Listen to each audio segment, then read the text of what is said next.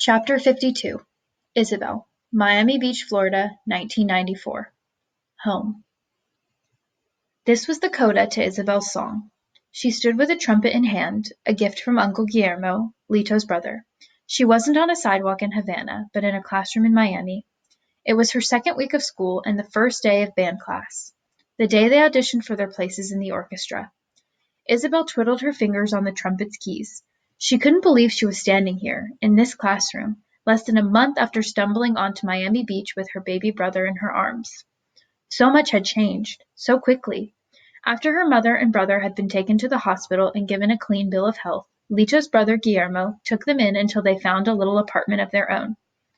His apartment was smaller than their house in Cuba, and not near the beach. But if Isabel never saw the ocean again, that was fine by her. Little Mariano was at home, getting fat and happy, along with the other babies Mommy was paid to watch at the little in-house daycare she ran. Poppy had gotten a job driving a taxi and was saving up for a car of their own. Senora Castillo planned to go back to school to become an American lawyer, and Senor Castillo was already talking to someone about getting a loan to open a restaurant. Louise got work in a little bodega and Amara in a dress shop, and once Amara became a U.S. citizen, she planned to become a Miami police officer. They were going to be married in the winter. And Isabel, she had started the 6th grade.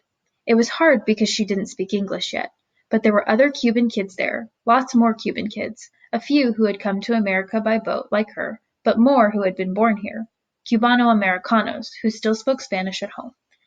Isabel had quickly made friends, girls and boys who were warm and welcoming, and she knew she would learn to speak English like her teacher soon enough. She was practicing by watching lots and lots of television. At least that's what she told her parents.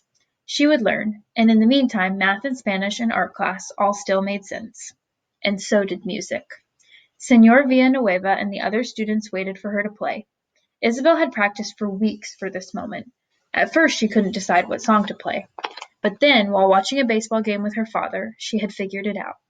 Isabel adjusted Ivan's Industriales baseball cap on her head, took a deep breath, and began to play The Star-Spangled Banner, the national anthem of the United States. But she didn't play it like she'd heard it at a baseball game on television. She played it like a son cubano, offbeat, with a guago melody. Isabel played it salsa for Ivan, lost at sea, and for Lito, back in Cuba. She played it salsa for her mother and her father, who had left their homeland, and for her little brother, Mariano, who would never know the streets of Havana the way she had. And Isabel played it salsa for herself, so she would never forget where she came from, who she was. Soon, Isabel had everyone in the room clapping along to the beat with her, but as she played, she heard a different rhythm, a beat underneath the one everyone else was clapping to. Her foot tapped in time with the hidden cadence, and she realized with a thrill that she was finally hearing it. She was finally counting clave. Lito was wrong. She didn't have to be in Havana to hear it, to feel it.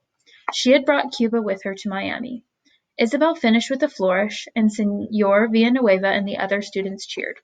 She thought she might cry for happiness, but she bit back her tears. She had done enough crying over Ivan and Lito. The song of her leaving Cuba to find a new home was over. Today, it was time to start a new song.